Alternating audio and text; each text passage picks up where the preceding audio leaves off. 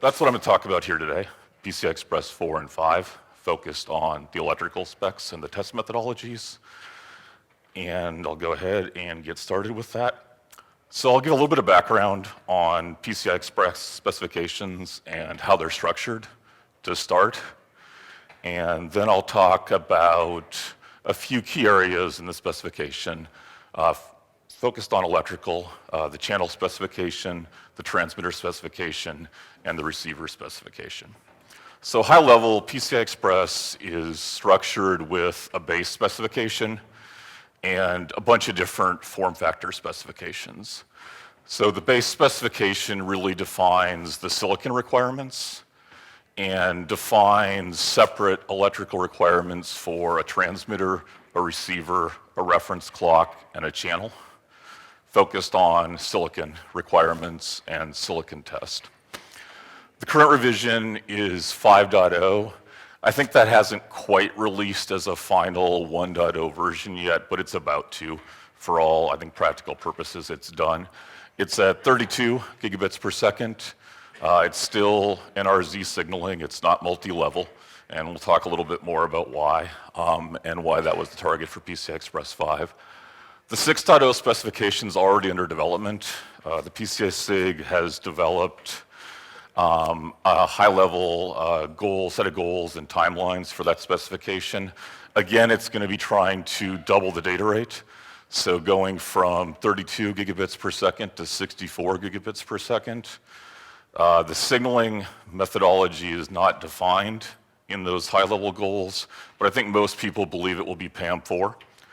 And as I talk through the PCI Express 4 and 5 specs, I'll try to throw in a little bit about why that's the likely target for PCI Express 6 and what that might look like. That's on an aggressive timeline, just like PCI Express 5 was. So the PCI SIG's announced a goal to develop that specification in about 2 years, starting basically now. So it's going to be another aggressive, fast development of the PCI Express 6 specification. The form factor specifications, there's a whole bunch, and this has grown over time. They're basically complements to the base specification, and the form factor specifications define mechanical requirements, including the pinout, all the dimensions, all the mechanical characteristics of a connector, any auxiliary signals like resets, power, etc., and then define a set of electrical interop requirements for the two pieces that are going to use that connector and plug together. So that's a motherboard or a system board and some kind of add-in card or module. The way the PCI SIG does this, it doesn't leave the interop details and exactly how the channel is split between those two components open. It defines a specific set of transmit and receive electrical requirements at the form factor level. So you have transmit and receive requirements for the motherboard and transmit receive requirements for the add-in card for each of those form factors. The PCI SIG has a formal compliance program. They run 4 to 5 PCI Express compliance workshops a year where you can bring products, get them tested through a set of required tests, and if you passed all the tests, you can get them on a PCI SIG integrators list. Most of those electrical tests focus on the form factor requirements, so the TX and RX requirements for the silicon plus the board portion of the motherboard, or the TX and RX requirements for the add-in card silicon plus the board portion of the add-in card. That's mostly true. There's a few exceptions. The base spec testing is more left to the individual vendors, and it's not as controlled and defined as the form factor specification electrical requirements.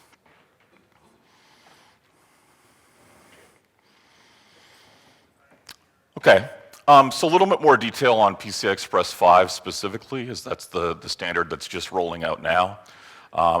It said the 0.9 has gone through member review, and I think the 1.0, if it hasn't already been published, it's very, very close. So that's about to come out as a final specification. The PCI Express 5 base spec was developed in about 2 years, so pretty quickly after the PCI Express 4 spec got to 2.0. And there are a few different drivers for that. One of them is Ethernet, really accelerating the rate of speed increase of the line rates for high-speed Ethernet. 400G Ethernet in particular was a driver. Accelerators, there's a lot going on with CPU assist, graphics accelerators, and those can consume a lot of bandwidth in some use cases. And then also storage. Solid-state storage, more of an aggregate amount of storage bandwidth. Server storage, disaggregated big storage bays with lots of drives consuming a lot of bandwidth. That was another driver for PCI Express 5.0 moving quickly. PCI Express 5 was done to double the data rate, and it was really focused on doubling the data rate and updating the electrical specification. So most of the changes you'll see for PCI Express 5 are electrical. The rest of the spec was only basically touched minimal amounts, kind of where necessary to complement the speed increase from 16 gigabits per second to 32 gigabits per second. So a few high-level details on the electrical changes, and then I'm going to focus on kind of how the test methodologies are defined and some of the areas that are particularly challenging for doing testing for PCI Express 5.0. So from a test standpoint, the RX calibration is challenging, so I'll talk about that in a fair amount of detail. There are some challenges with just the standard transmitter measurements for silicon for PCI Express 5. In particular, the de-embedding of the short channel that's typically on a silicon evaluation board for doing base spec electrical testing is a lot more challenging with 32 gig signaling, so I'll talk about that a little bit. And then I'll talk a little bit about reference clock measurements, and those also become particularly more challenging for PCI Express 5, and I'll talk about why. I'll mix that in with an overview of the spec itself and kind of how it all fits together. So high level, the PCI Express 5 electrical changes, it's 32 gigabits per second. The nominal channel loss target has moved up to about 36 dB at Nyquist, so that's a fair bit higher than PCI Express 4 was, which had a nominal target around 28 dB at Nyquist. And the required equalization in the receiver, the reference receiver equalization, has also been increased a fair bit relative to PCI Express 4.0. High level, this is geared at doubling the data rate, but still allowing the same physical form factors that PCI Express has historically been used in. So large servers, blade servers, those kinds of form factors that can have physical length channels up in the neighborhood of 20 inches. Those can still be done with PCI Express 5, not with FR4. At the longest lengths, you're up into Meg 6 type classes of materials now. But by pushing the supported target channel loss up to around 36 dB and really increasing the equalization required in a compliant receiver, it's possible with better materials, again like Meg 6 class, to still do all the same kinds of physical form factors that were possible with PCI Express 4.0. And that was the high level goal. It is a challenging specification. It's still a physical BR of E-12. It doesn't include FEC. So this is, as far as NRZ specifications go, this is really pushing what's possible. It's definitely not impossible, but it's definitely challenging compared to PCI Express 4.0. So I'm going to start diving in. I want to point out a couple things before I do. One is I've got examples here and some details, but for anything official, you should refer to the PCI SIG specification. This is just some examples, and you shouldn't treat it as a replacement for the specification. The other thing is I've spent a lot of time talking at PCI SIG developer conferences, and I ran a lot of PCI SIG work groups for a long time, but I'm not here speaking on behalf of the PCI SIG, so these are all my own opinions. And the good news there is I'll probably share more of them than I would have at a PCI SIG event in the past, but this is all just my opinion. I'm not speaking officially on behalf of the PCI SIG. One of the things I want to talk a little bit before I dive into the rest of the details is clocking for PCI Express. This is one of the areas where PCI Express is significantly different than the high-speed Ethernet standards. Starting back with PCI Express 1, PCI Express has historically been a common clock architecture specification where the transmitter and receiver share a common 100 megahertz reference clock. And that 100 megahertz reference clock allows spread spectrum modulation for EMI reduction. So for PCI Express, that's specifically 30 to 33 kilohertz modulation on the reference clock that can be up to 5,000 ppm in magnitude. There are limits on the rate of change and allowed profiles, and I won't go into detail on that, but basically you're not allowed to change the rate really, really fast or have like a square wave profile. It has to be a gradual change. There's a bunch of rules around what profile you can have for the modulation. But this has been in place since the beginning of PCI Express to help with EMI, and it drives some of the requirements that we'll talk about as we look at things like model CDRs for PCI Express, how much rejection they have at low frequency. There was a lot of debate specifically in the PCI Express 5 cycle about whether this was still necessary, whether it could be reduced, and how much. And that's part of the reason I wanted to mention it here. It did ultimately get reduced, but not as much as some people would have liked. The maximum amplitude went from 5,000 ppm down to 3,000 ppm, but only for an alternate clocking architecture where it's not common clock. You have two separate reference clocks that can have the SSC. That separate reference clock mode first got added as a PCI Express 3 ECN, and it's been present as an option in the PCI Express 4 and PCI Express 5 specifications. It was originally added to support new potential form factors that were going to be cable-based and felt like they needed to not distribute a 100 megahertz reference clock to be able to keep the cable costs down and the shielding requirements down. So that's originally why the mode was added. I think one of the main places where it's being used now with PCI Express is in large SSD storage racks with lots of SSD drives. That's become a common application with servers having disaggregated storage and big racks with lots of SSDs. And if you've got a rack with like 100 SSDs and it has to be common clock, and you've got to either get 100 clocks across some kind of cable to the rack, or you've got to regenerate 100 clocks within the rack and keep them all consistent with a single clock that's going across.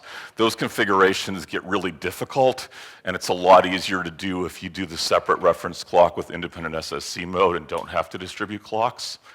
And so both modes are there now. You're only required to support one or the other. In practice, almost all implementations of PCI Express 4 and PCI Express 5 that are all general purpose are going to support both modes. So almost everything at all general purpose is going to have both a common clock mode and a separate reference clock with independent SSC mode. And in the common clock mode, the spread spectrum clocking's not that big a deal because both the transmitter and receiver see it. And it can be tracked on both sides without a big impact on overall system performance. But in the separate reference clock with independent SSC mode, now both receivers have to have a lot more low frequency rejection and basically be able to reject that SSC that's independently coming on the other transmitter so it doesn't degrade the eye significantly.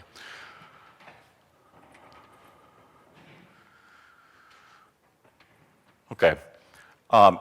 So I'll talk a little bit about testing for reference clocks and a little bit more about the impacts of that SSC. Oh, before I leave this slide, let me explain a little bit more.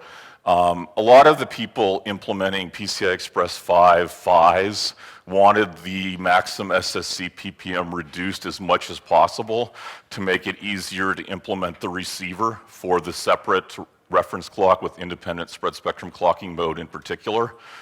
So there were people that wanted it removed altogether or lowered to 1,000 ppm or even lower.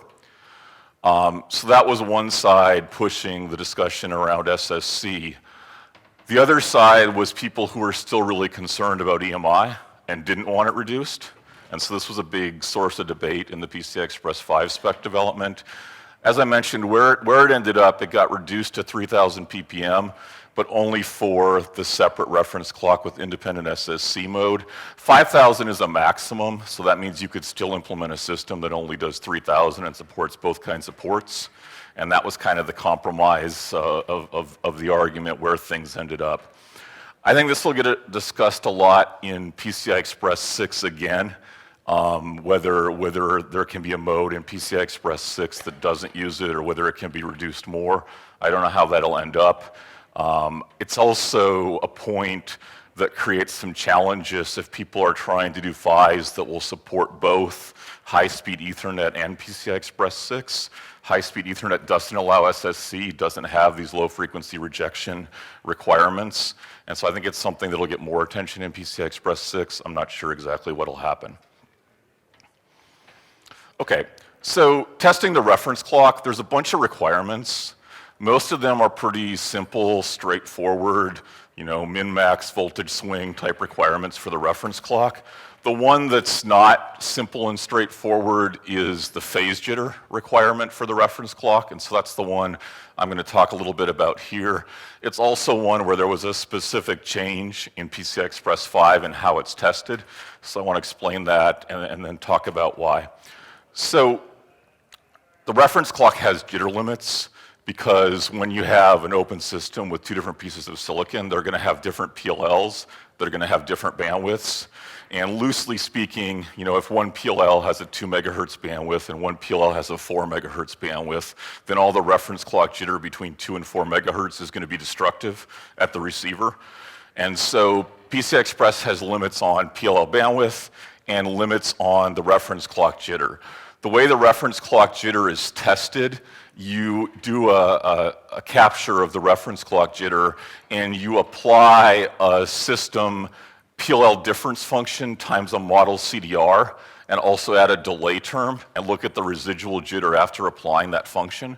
So you're basically taking a worst case system where you've got a min bandwidth PLL and a max bandwidth PLL, and you're looking at how much the jitter gets through that PLL difference function multiplied by the model CDR as destructive jitter in the system and limiting it. The limits have gotten lower and lower with each PCI Express generation. PCI Express 4, that was down to half a picosecond RMS, and PCI Express 5, it's down to 150 femtoseconds RMS. So that limit has kept coming down each generation. Not all of that is done by improving the clock itself. A lot of it's been done by narrowing the range of allowed PLL bandwidths.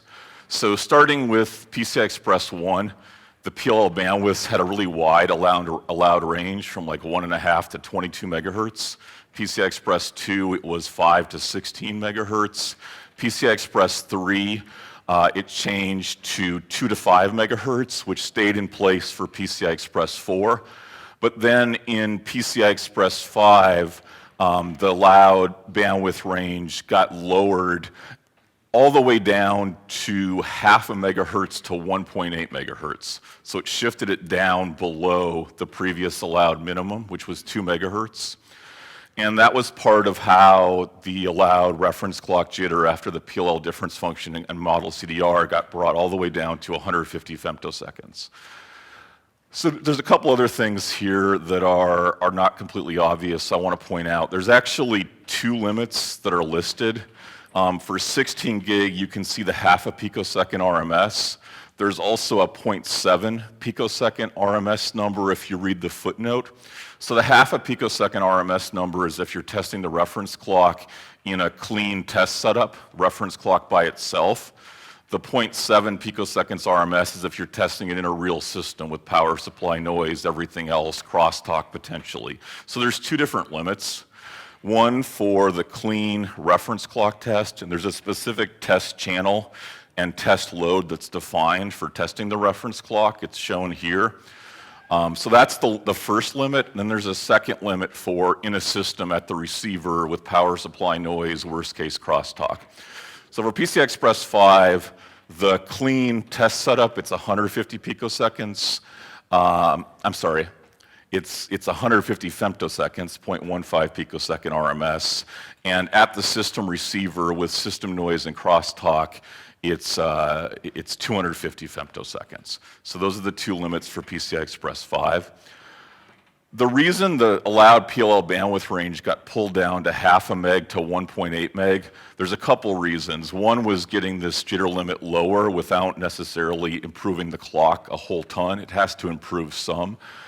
But the other is people doing system level studies with power supply noise and crosstalk thought they could get the system level limit compared against the 250 femtosecond spec to lower numbers, and were more confident that they could achieve it if that PLL bandwidth range got pulled down to a lower allowed range from half a meg to 1.8 meg.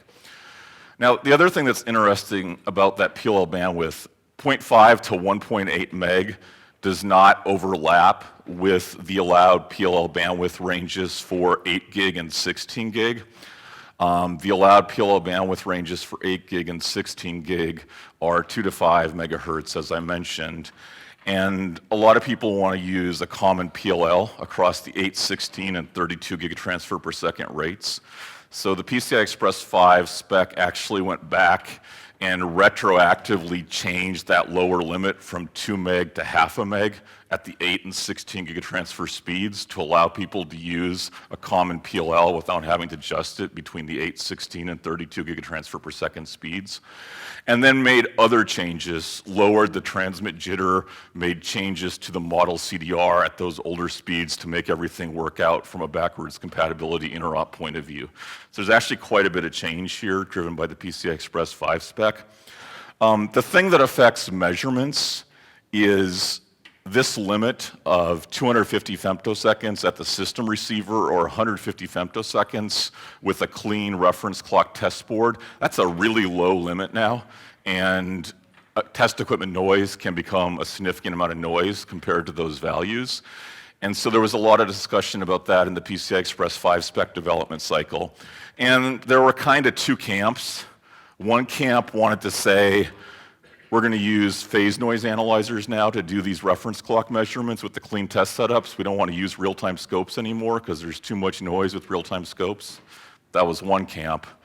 The other camp was, why don't we just change the test channel and the test reference point definition so we can get the noise a lot lower, still using a real-time scope.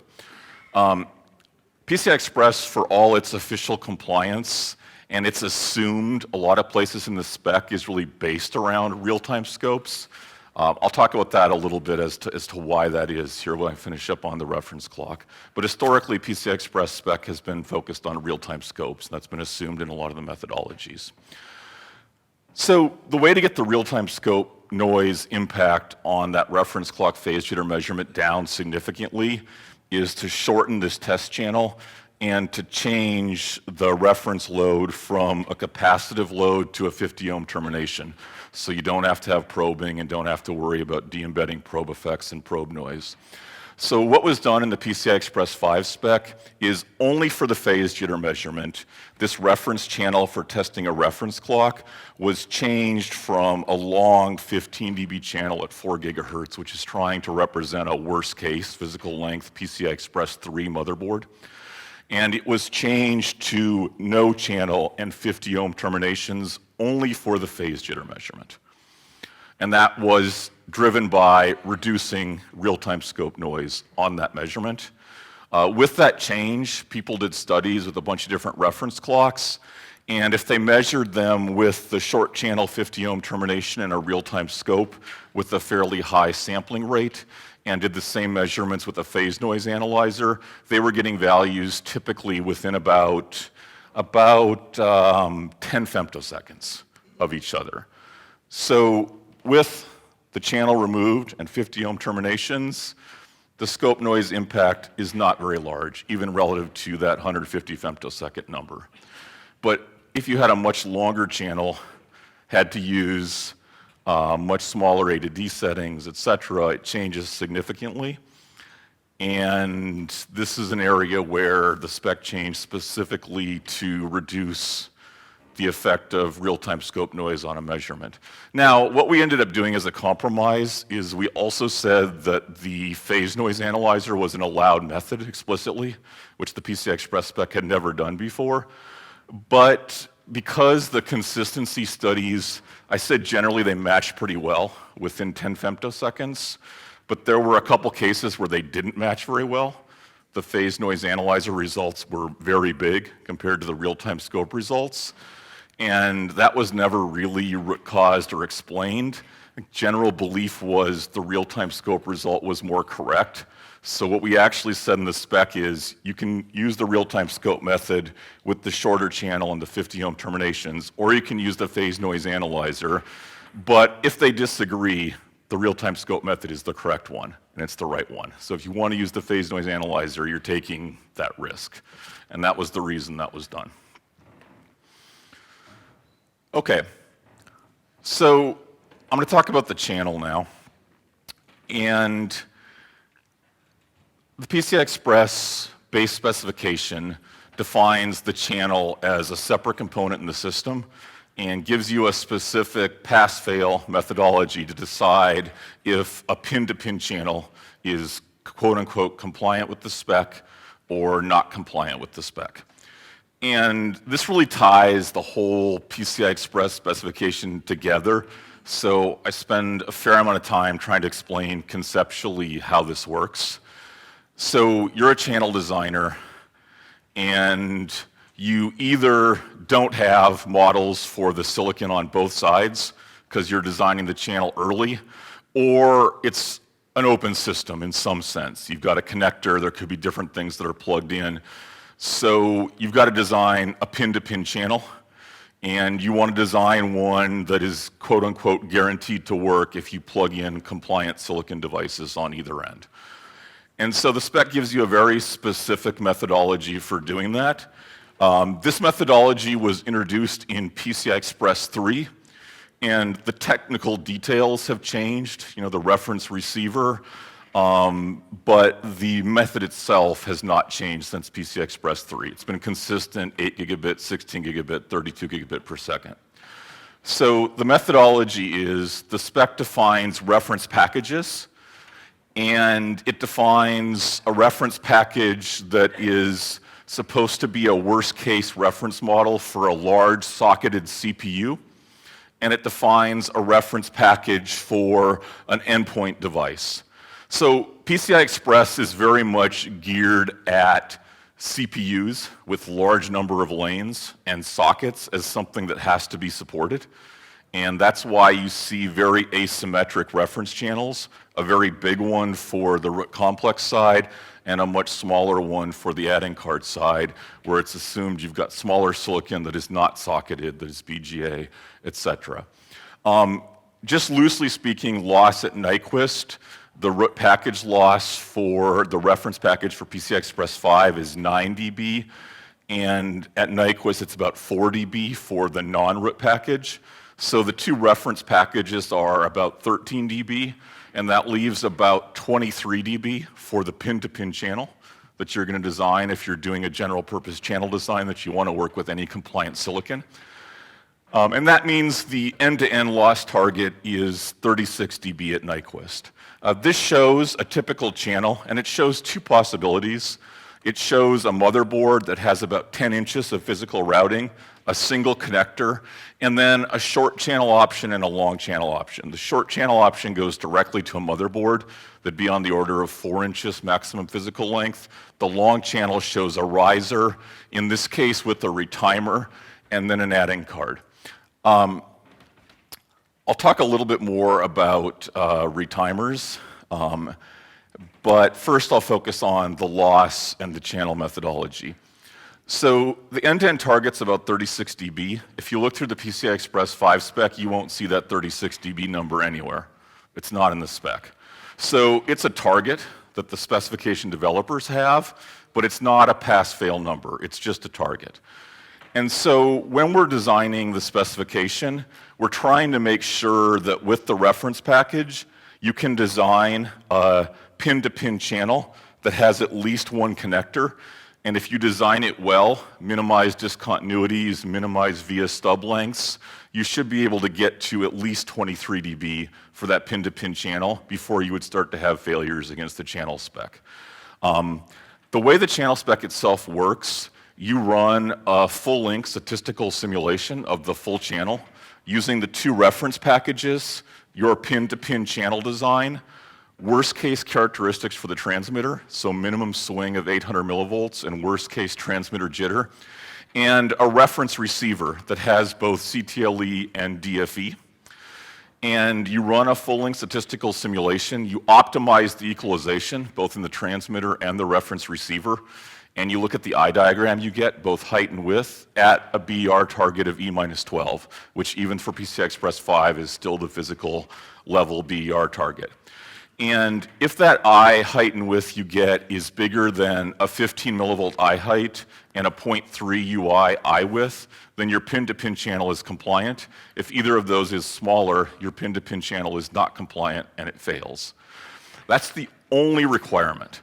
So trading off crosstalk, discontinuities, it's all left wide open to the channel designer. So this method gives the channel designer maximum flexibility. There's no separate pass-fail for insertion loss. There's no separate pass-fail for crosstalk. There's no separate pass-fail for ICR discontinuities. It's all driven by this end-to-end simulation with the reference packages, the worst-case transmitter, and the reference receiver. So silicon designers, especially receiver designers, don't like this because they have to support a wide range of possible channels. Channel designers like it because they have full flexibility to trade things off, and as long as the worst case eye is going to meet the targets, it's still a compliant channel. So the 36 dB comes in because when we define the transmitter requirements and the reference receiver equalization, we're trying to make sure that a one connector, well-designed channel can go at least to 23 dB before it might potentially start to fail. But again, everything can be traded off. So if you're defining a channel with no connectors and you can space things really wide so there's almost no crosstalk, you'll be able to go well over 40 dB end to end before that channel would start to fail, or 27 dB plus pin to pin. If you've got a lot of crosstalk and a lot of discontinuities, you won't be able to get to 36 dB before you'll start to have failures. So 36 is just a guideline. The real specification is this channel compliance methodology. Something else I want to point out here is, and this applies not just to the channel specification, but to all the PCI Express electrical specifications. These specifications are worst case. So if you're trying to support, 100 degrees Celsius as your worst case temperature and high humidity, you've got to be able to pass all these electrical specs under those conditions. So everything, channel spec, all the electrical specs, they have to be met under worst case conditions that you're trying to support. In general, as you go to higher temperatures and humidities, PCB loss is going to get worse. So it's definitely important, PCI Express 4 and PCI Express 5, to really have the worst case conditions you're trying to design for and support in mind, and make sure you're going to meet the spec under those conditions, at least up to some reasonable defect rate, right? You're never going to have a true zero defect rate if you're trying to push things at all. So the other thing I said I would talk a little bit about here is retimers. Retimers are a defined part of the PCI Express specification now. That was first done as a 3.0 ECN, and it's been part of both the PCI Express 4 and the PCI Express 5 specifications. So there's a full definition for a compliant PCI Express retimer as part of the specification. And that was done because channel length's getting more and more constrained for physical length, especially if you want to keep using FR4 and get up to longer physical lengths, you're going to need to use retimers for things like PCI Express 5. The other thing that's true high level for PCI Express 5 is if you're trying to support multiple connectors, and especially with longer channels, that's also getting really, really challenging.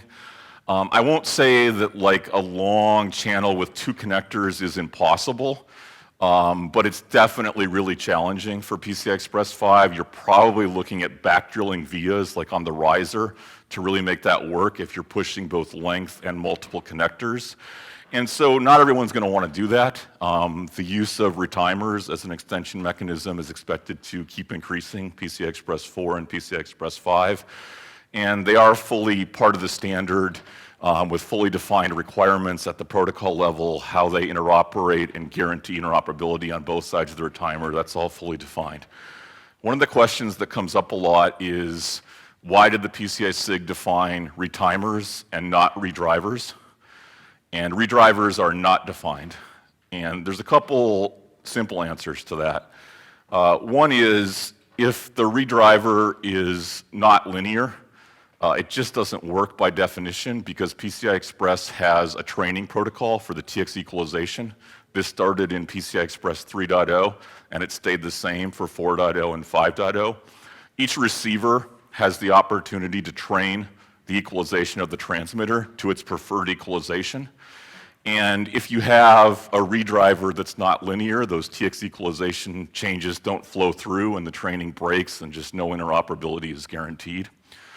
So a lot of people put effort into quote-unquote linear redrivers that were trying to be linear enough through the regions of interest to preserve those TX equalization changes and still allow the negotiation to take place and receivers to train the equalization where they want it to go.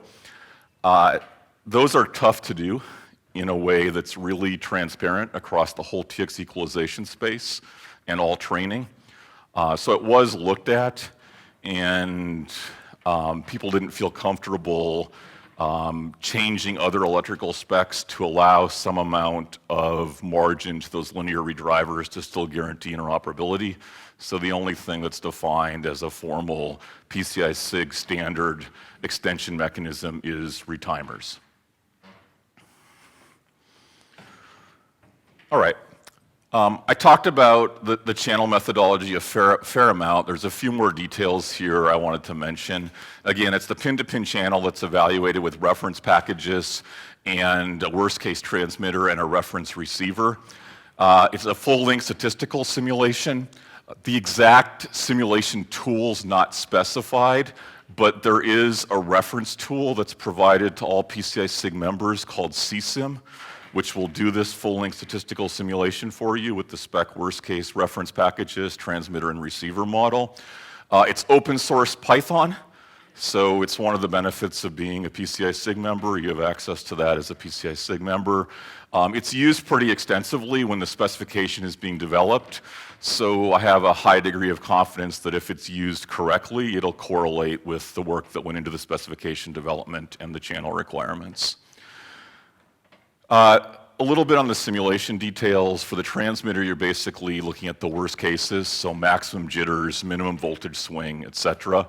For the reference receiver, you're applying a model CDR and then a reference CTLE and DFE. This has been true since PCI Express 3, but the reference CTLE keeps getting more sophisticated and the number of reference DFE taps keep going up. For PCI Express 5, Christian actually talked a lot in his presentation right before mine about exactly what the TX equalization and CTLE and the reference receiver look like. And we planned it because I don't have those details in here. Actually, we didn't plan it. It just worked out that way as a lucky detail. But for PCI Express 5, there's 3 taps of DFE, and the CTLE is a second order CTLE that has a couple knees as you go from low frequency to mid frequency. That second order CTLE actually makes a big difference in the optimal eyes with channels that are like 1 connector and 36 dB end to end. Typical values in simulations, that reference CTLE with the second order versus a CTLE more like PCI Express 4 that's not second order, just has a single slope, that can make like 0.1 unit interval of eye opening difference. It can make a really big difference. It's really a pretty good CTLE that's defined for the PCI Express 5 reference. And that correlates to why there's only 3 taps of DFE, because a lot of people look at that and go, almost everyone implements more than 3 taps. Why didn't you guys put more taps into the reference receiver? And the reason there aren't more taps is because the CTLE is really good, and because receiver designers want some ability to be at least a little bit better than the reference receiver and have some amount of margin. And with that reference CTLE and more than 3 taps, it kind of reached the point where the receiver designers didn't feel confident they could have margin anymore. And so we kept it at 3 taps of DFE and the reference CTLE that's defined in the 5.0 spec. Now, we were also convinced that that was good enough to do 36 dB end-to-end one connector channels. So we looked at both sides of it, but we didn't go farther with the DFE taps because we were really pushing the receiver requirements, and receiver designers weren't confident that they could still beat the reference receiver and have some margin if we kept pushing beyond that.